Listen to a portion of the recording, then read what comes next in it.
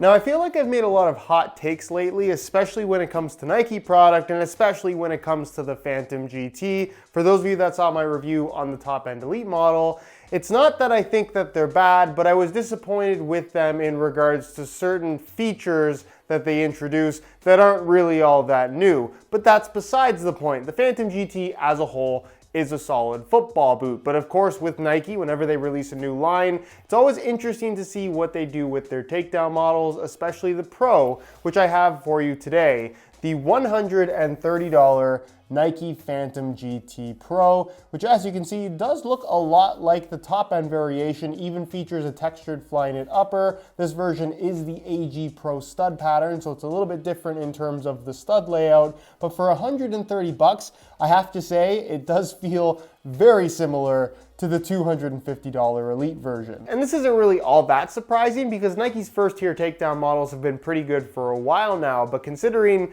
that the top end version costs $250 and the Pro tier version costs $130, effectively meaning that you can buy two pairs of these for one pair of these, it begs the question, is the GT Elite actually worth double the price of the Pro if they're that similar? That's exactly the question that I want to answer in today's video. We're going to go over all the details of the Pro, talk about what's good, talk about what's bad, talk about what is nearly exactly the same as the more expensive variation, and of course take a look at how they fit and feel on feet. So if you're interested in learning more about them, please stick around, watch the entire review, and if you're interested in a pair for yourself, I'll leave a little pop-up on screen, or you can click the first link down below. That's going to take you to the review page on my website, where you'll find buy it now links with exclusive SR4U coupon codes, where you'll be able to pick these up in either the FG or AG Pro variations below their normal retail price. Also, if you guys do end up enjoying this video and would like to see more reviews of takedown model football boots on the channel, don't forget to support this one with a like. And if you're new here watching for the first time and don't want to miss out on weekly content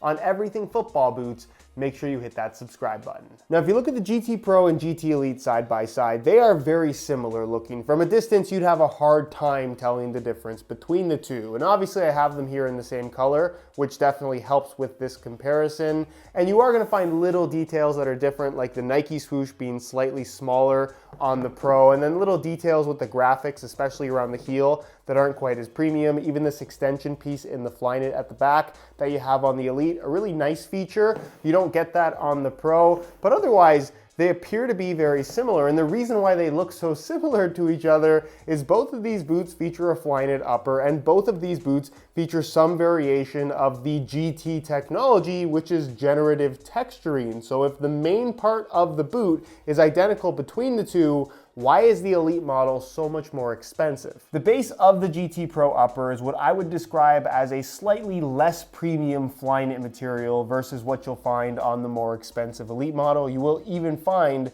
the Flyknit branding there on the heel. And to the touch, it's very soft, it's very flexible. It actually feels more pliable to the touch as well as on feet versus what you'll find on the Elite model. And the main reason for that is not because of the Flyknit pattern itself, which again, very difficult to tell a difference between the two, but it actually has to do with the internal liner, which you guys can kind of see is made from a more, I guess, cheap and old school nylon lining material, which has just less structure to it and actually makes for a slightly softer feel against your foot when you actually have the boots on your feet, versus the GT Elite model, which features a more structured kind of thin synthetic material with some perforations, which is almost exactly like what you'll find on the current top-end Mercurial. So this ends up feeling a little bit more pingy, a little bit more barefoot, where this Flyknit upper ends up feeling arguably a little bit more sock-like and slightly softer and pliable on your feet, which is not necessarily a better or worse characteristic. I guess from a responsiveness standpoint, because the liner is less structured and the upper itself is so pliable, this isn't as responsive as what you'll find from the Elite model. But at the same time, the difference I would still say is relatively minimal, and the two boots ultimately feel and perform very similarly to each other. Which brings us to the GT part of the upper, and that of course is the generative texturing, which is a new texture pattern that Nike developed specifically for this boot to give you the perfect touch and control no matter what part of your foot makes contact with the ball. The one thing that you'll notice though with the Pro is that the pattern itself isn't exactly the same. It's still made up of these little lines, although the lines themselves are a little bit, I guess, chunkier than what you'll find on the Elite model. They're not quite as sharp, but it's still very significant in terms of the amount of texture that you have on the surface of the upper, especially when you run your finger along it. It's just weird to me that it's a little bit of a different pattern. Either way, in terms of actual grip provided by the texturing, it's not a sticky type of grip. It's more of a grip that you'll notice upon dragging your foot along the ball, but it's still very noticeable. And honestly, while it's maybe not as sharp as what you'll find on the Elite model, which does admittedly feel a little bit more premium and look a little bit more premium, there's not a huge difference in terms of actual grip between these two boots. You could make the argument that this is maybe that 10% more aggressive in terms of what's actually provided there from the texturing, but for the average person, especially after a couple of wears, you'd have a hard time telling the difference between these two texture patterns. As for the rest of the upper, just like the top-end Elite model, this does feature an off-center lacing system with a one-piece upper construction. The lacing system is laid out exactly the same way. We'll talk about that more in just a second. And then filling in where the tongue would normally be, because it is entirely made out of fly knit, that too is made out of fly knit, although admittedly it's not as premium a weave or a knit of fly knit as what you'll find on the Elite model, but feels pretty well the same on feet. You also find that it does have a low cut construction with some of that fly knit kind of extending along the sides. One thing about the Pro, unlike the Academy variation as well as the Elite tier boots, the GT Pro is only available as a low. There is no DF model, which I'm perfectly fine with. I don't think there's much added value to charging people an extra 20 bucks for some extra material around their ankle. It does feature an internal plastic heel counter, just like the rest of the line. And then internally, the heel liner is different. I can't say that I'm in love with it.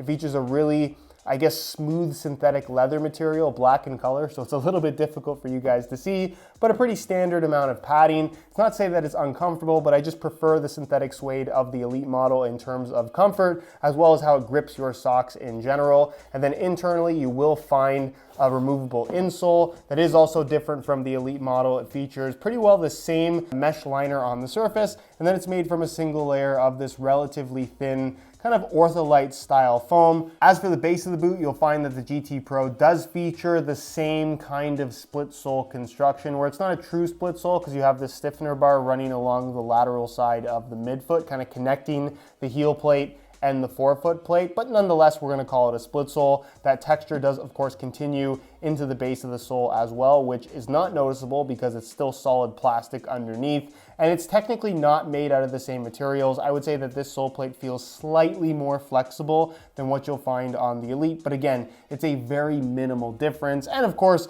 it doesn't look quite as premium. Now, this is, of course, the AG Pro stud pattern variation, which does not change up the sole plate, but it does change up the stud plate ever so slightly. It's a little bit thicker in terms of the plastic used, and of course, the stud pattern is more traditional looking in terms of having all conical studs that are cored out in the middle, which is kind of ideal for an artificial grass playing surface. It gives the tip of the stud a little bit of flex, which kind of prevents that cling, having your foot get stuck into the playing surface, and gives you that nice freedom to twist and pivot. This is supposed to respond on artificial grass like an FG stud pattern would on natural grass, and they did a really good job of making sure the studs aren't too long. I think that's something that Nike definitely could have improved on with their AG Pro stud pattern. It seems like they have with this one, where the studs are slightly shorter, especially here at the tip of the toe. All in all, for use on artificial grass, this is definitely ideal, both from a comfort as well as durability and even a safety perspective. And it's also one of those stud patterns that you can get away with using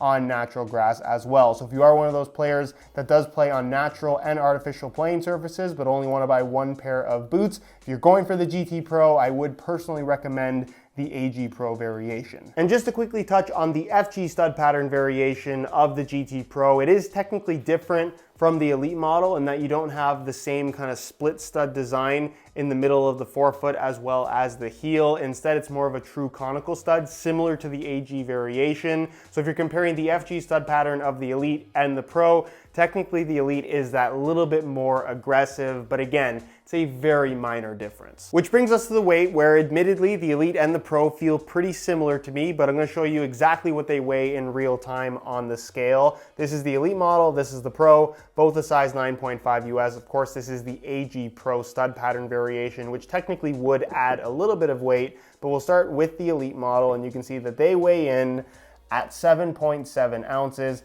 the equivalent of 218 grams.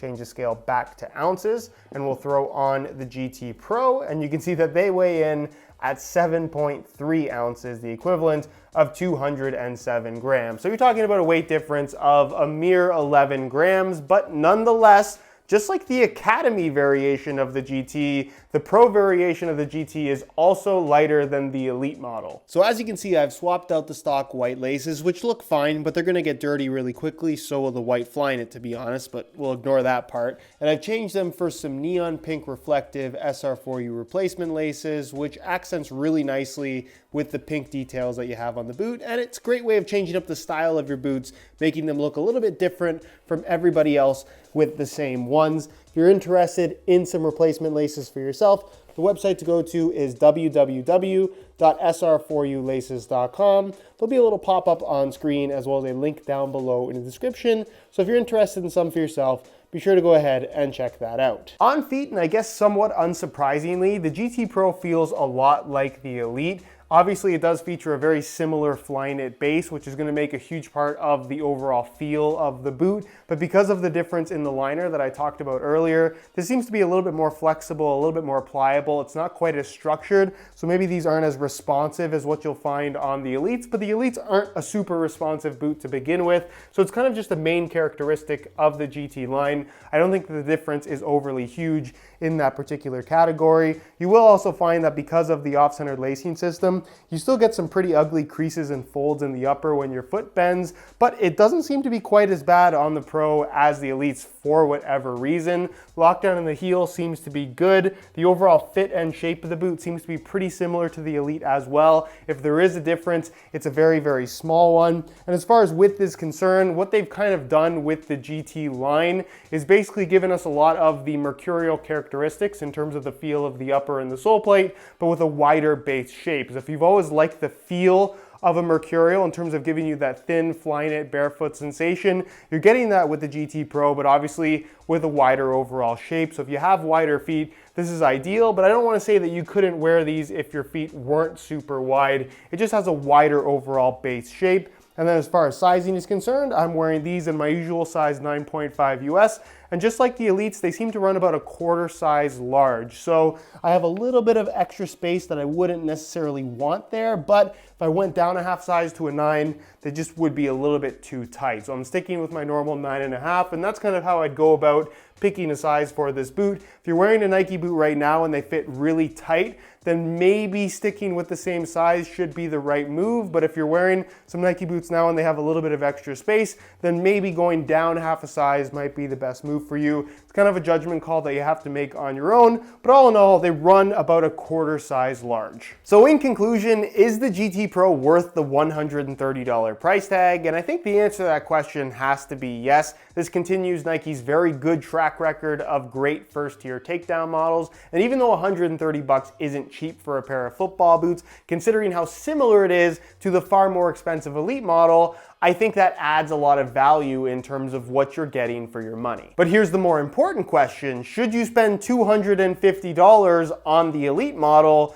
if the $130 GT Pro is almost as good? And that ultimately, I think, is a question that you have to answer on your own. Everyone is going to have a different opinion there. I think ultimately, a lot of the little things that you expect from a high-end model are found on the Elite model, and that ultimately does make for a better overall experience, at least I would argue. So if I were just picking between these two boots in terms of which one I think is better, it's definitely the Elite model. But I think what's interesting this time around, and what we don't often see from takedown models, is kind of the main core elements of what makes the Elite model or the top end version so special have legitimately been carried over almost exactly into the cheaper alternative, which is the GT Pro. So in terms of the core experience of what the Phantom GT has on offer, you're getting a very similar experience from both of these boots. It's a matter of whether or not you want the best of the best from Nike that I think is ultimately going to determine whether or not this boot is actually worth it. But if you just want a Phantom GT experience for the lowest possible price,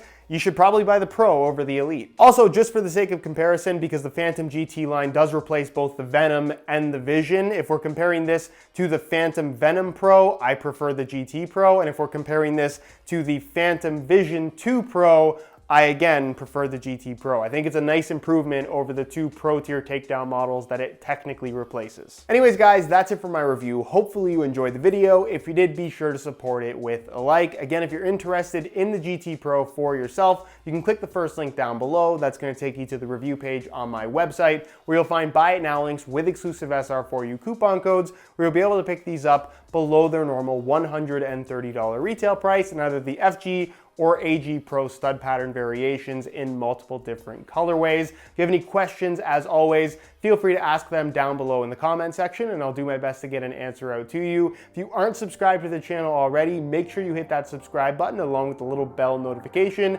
so you get notified when the next new video goes live. You can find all my social media information linked down below in the description as well. And other than that, guys, thank you so much for watching, and we'll see you in the next one.